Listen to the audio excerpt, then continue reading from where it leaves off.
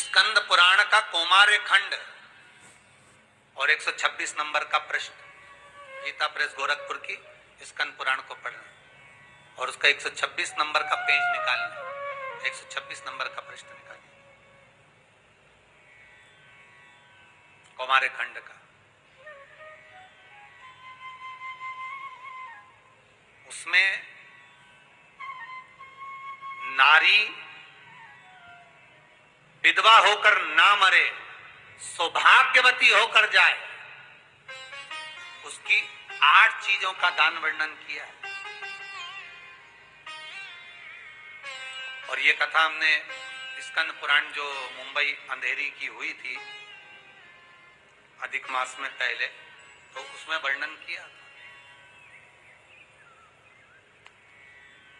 8 चीजें चैत्र के महीने में कोई तिथि है, उसमें शायद तीज या ऐसी कोई तिथि आती है, वो ध्यान में आएगी तो अवश्य बताएंगे। 8 चीजें ऐसी है जो नारी तुला दान कर कर, बिना नमक का भोजन कर कर दान दे देती है तो कभी बेदव्य होकर नहीं मरती, अखंड सौभाग्य लेकर जाती है, अखंड सौभाग्य।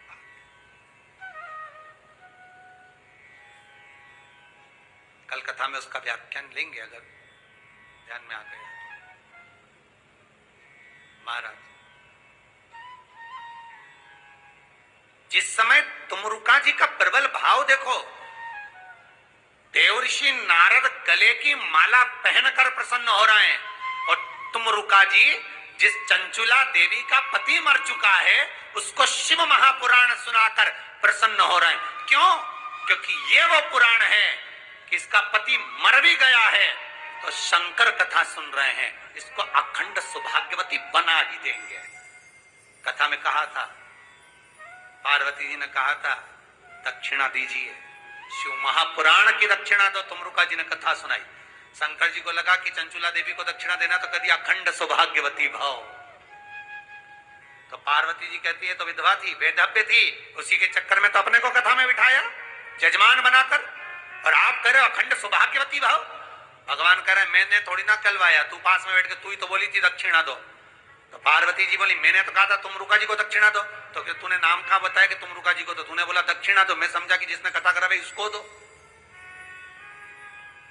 मुझे क्या मालूम था कि तुमरुका जी को देना है, मैंने तो सोचा जो कथा करवा रही उसको देना है, इसलिए मैंने उसको दे दिया। अरे वाह, विधवा है, बेधव्य है और तुम आशीर्वाद दे रहे हो सौभाग्यवती होने का, कहां से होगा? शंकर भगवान बोले चिंता मत कर, कथा सुनकर उठेगी और मांग में सिंदूर भर आ जाएगा। क्यों चिंता करती है? शिव महापुराण है, बेधव्य नारी भी अगर करवाती है, श्रवण करती है, दूसरा जन्म बेधव्य का नहीं पाती, अखंड सौभाग्यवती होकर जाती है। अगर कुंवारी कन्या शिव महापुराण की कथा सुन लेती है, उत्तम घर उत्तम वर प्राप्त करती है, उत्तम घर उत्तम वर प्राप्त हो।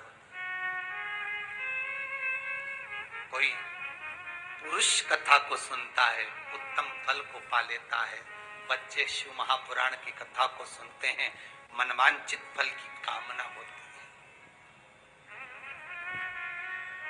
भिखारी से भिखारी, दर दर भटकने वाला भी अगर एक बार शंकर की कथा को दिल से, हृदय से, चित्त से, भाव से श्रवण कर ले, कुछ ना मांगे तो भी शिव दे दे।